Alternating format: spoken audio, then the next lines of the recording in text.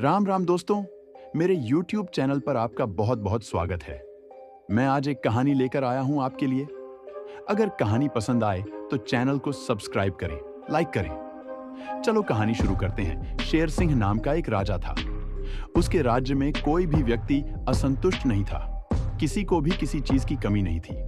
राजा से जो भी व्यक्ति मदद की गुहार करता या अपने निजी काम के लिए धन की मांग करता था, तो वह उसकी पूर्ति कर दिया करता था। इस बात से उनके ही दरबार के एक दरबारी, जिसका नाम बहादुर था, ने सोचा कि राजा बहुत ही दयालु है, क्यों ना इसका फायदा उठाया जाए। उसने राजा का बहुत ही खास और भरोसेमंद दरबारी बनने का सोचा, जिससे राजा उसे अपने खजाने की रखवाली के लिए तैनात कर दे। इसके लिए उसने एक योजना बनाई। वह राजा के आसपास ही रहा करता था। राजा शेर सिंह जो भी काम कहते वह झट से कर देता और राजा के साथ हर जगह जाकर उनकी मदद भी किया करता। राजा ने एक बार उससे किसी व्यापारी के यहाँ से आए धन को तहखाने में रखने के लिए कहा और बहादुर ने बड़ी ही ईमानदारी से सारा का सारा धन तहखाने में रख दिया।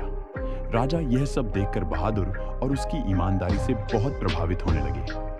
राजा ने उसे बुलवाया और कहा, बहादुर, तुम अपने काम में बहुत ही ईमानदार हो।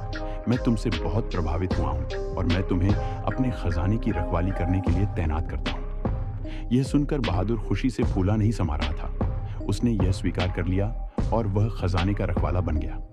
कुछ समय तक उसने अपना काम ईमानदारी से किया, जिससे राजा को उस पर और भी ज्यादा भरोसा हो जाए।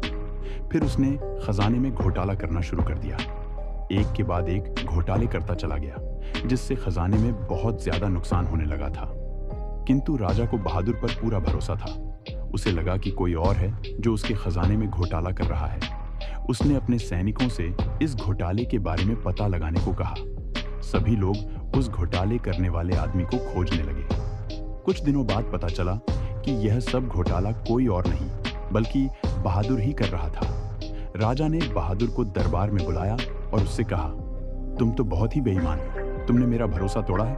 तुम्हें दंड अवश्य दिया जाएगा।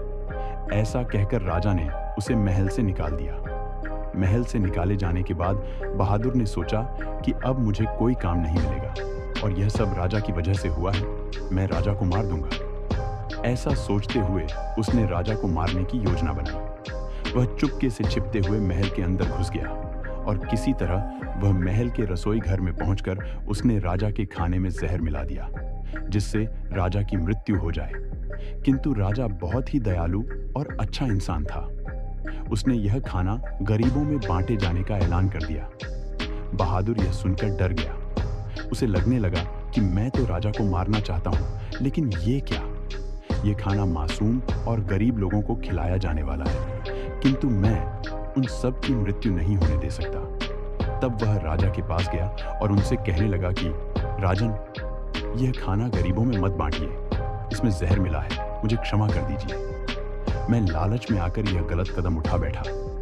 राजा के अच्छे स्वभाव के कारण उनकी जान भी बच गई। बहादुर भी उनके इस आचरण से बहुत प्रभावित हुआ और उसने राजा के दिखाए गए रास्ते पर चलने का फैसला किया। इस कहानी से यह शिक्षा मिलती है कि अच्छे लोगों के साथ अच्छा ही होता है। कहानी पसंद आई तो चैनल को सब्सक्राइब करें। राम राम दोस्तों।